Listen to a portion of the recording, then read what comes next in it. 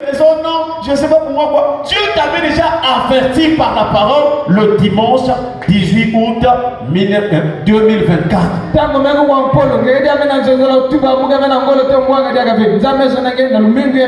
Entre 9h30 et 10h déjà, on avait parlé de l'avertissement sur la parole.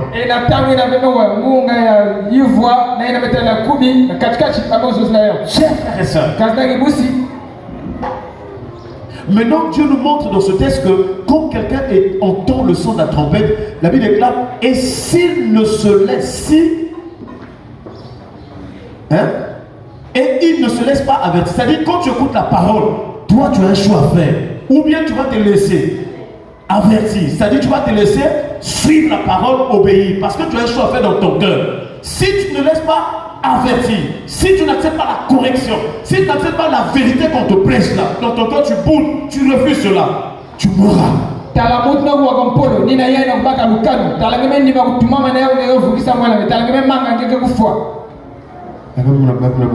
Donc je vais mourir demain. La mort a plusieurs dimensions. Quand on parle de l'amour de la Bible, la mort de la santé, la mort des finances. C'est-à-dire que tu as des difficultés pour... C'est-à-dire que tu fais des choses, ça ne marche pas. C'est la mort. La sécheresse, tu fais tout, ça ne marche pas. Quand tu vois que rien ne marche là, va interroger Dieu. Parce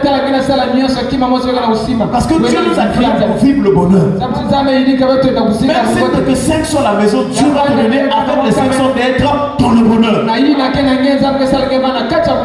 Mais si, alors moi je conseille, quand tu sens que ton cœur, il n'y a pas la paix, c'est-à-dire que tu es tourmenté, c'est qu'il y a un problème qui se passe sur le plan. Et ce matin, l'instruction, l'enseignement, la parole est venue pour te corriger afin que tu demandes pardon et que tu reprennes avec Dieu. Est-ce qu'on parle de la chers frères et sœurs, regarde ta vie. Comment est-ce que tu te comportes?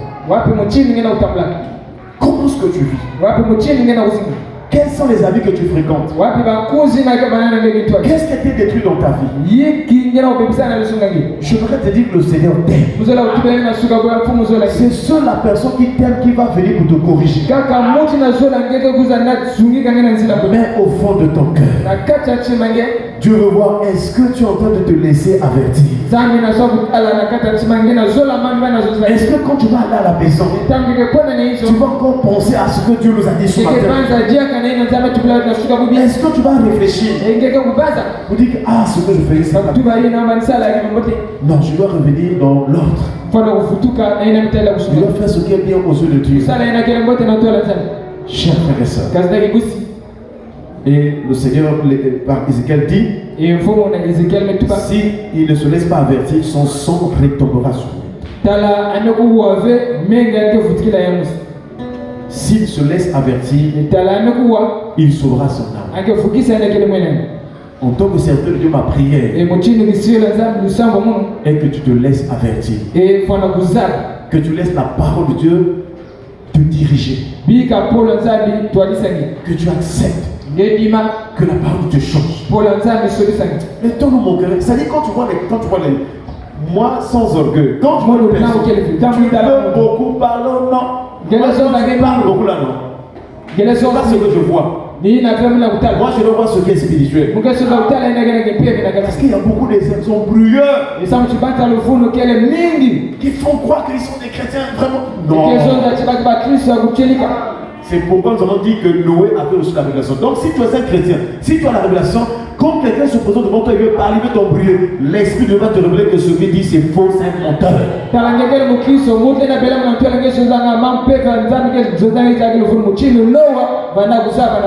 Un jour je disais aux sœurs, les sœurs, vous devez chercher le nom du discernement des esprits, de la parole de connaissance. Parce que même si ton mari va trouver par exemple une femme en Mazampoudi, mais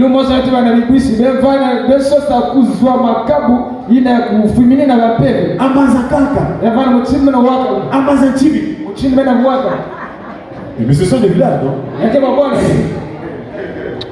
Les écoliers d'aujourd'hui ne connaissent pas les villages. Internet, Facebook, Insta. Ils ne connaissent même pas le village d'où viennent ses parents. Chers frères et sœurs, si tu as le don de la parole de connaissance, même si ton mari va au village là-bas, tu vas connaître que là-bas il y a telle chose. Que le Seigneur te donne d'être spirituel au nom de Jésus.